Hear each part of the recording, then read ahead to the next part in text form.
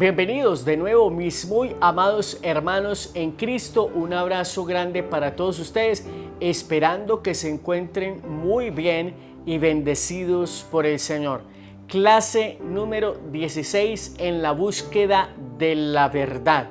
Vamos entonces a pedirle al Señor la gracia de su Espíritu Santo para que como siempre nos dé amor, humildad y sencillez para comprender aquellas cosas que nos hablan de la historia y que nos muestran lo que se ha dado a partir del tiempo en todo este proceso de conformación de las Sagradas Escrituras, para que podamos comprender, asumir y aceptar en el corazón estas enseñanzas y estas verdades, que al faltar estas verdades se comprende que muchísimas personas no acepten la autoridad de la Iglesia Católica. Bienvenidos, amados hermanos, a esta clase. Hoy vamos a tener otros puntos bien interesantes, como por ejemplo, ¿cuándo y cómo establece la Iglesia el canon definitivo de la Sagrada Escritura?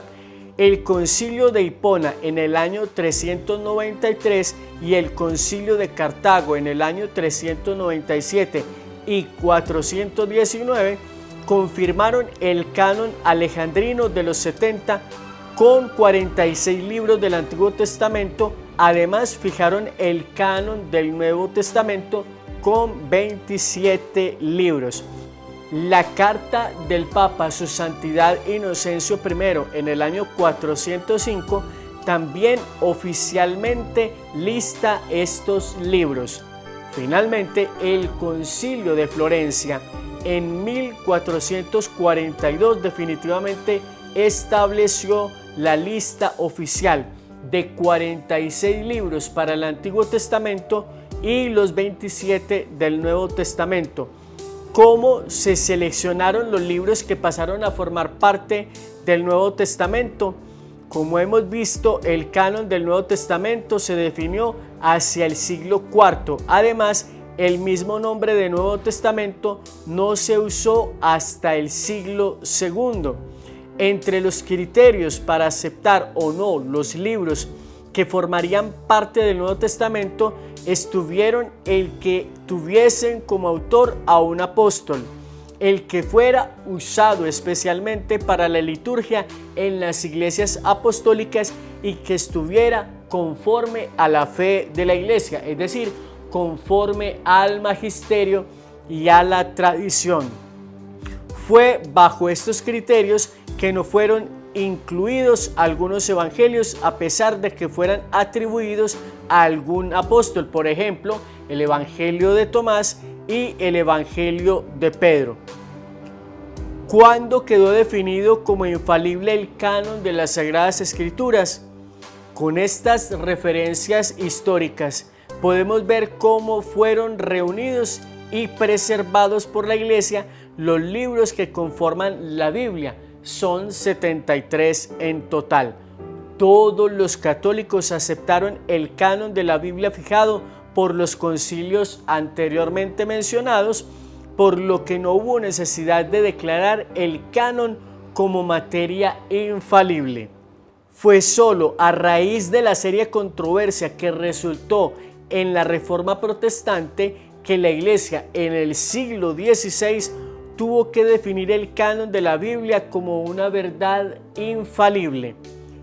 ¿Por qué los protestantes enseñan que la Iglesia Católica añadió los deuterocanónicos a la Biblia en el Concilio de Trento? Eso no es cierto.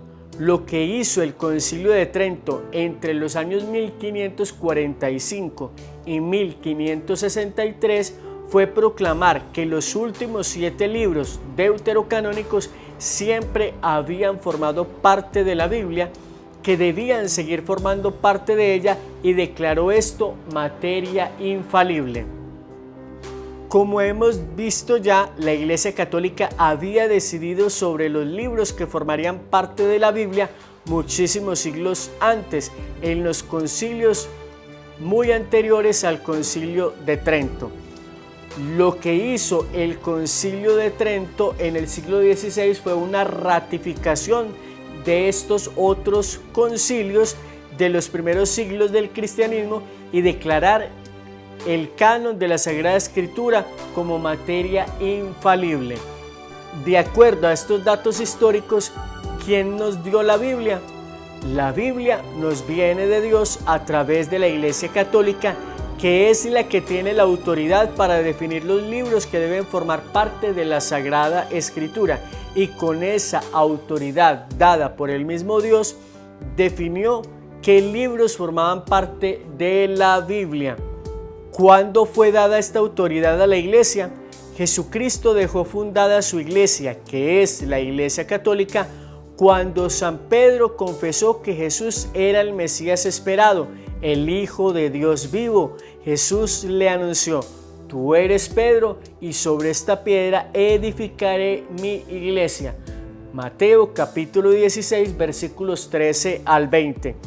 Y prometió a sus sucesores, los apóstoles, y a los sucesores de estos, los obispos y los sacerdotes, que lo que decidieran aquí lo aprobaría el cielo. Lo que ates en la tierra quedará atado en los cielos.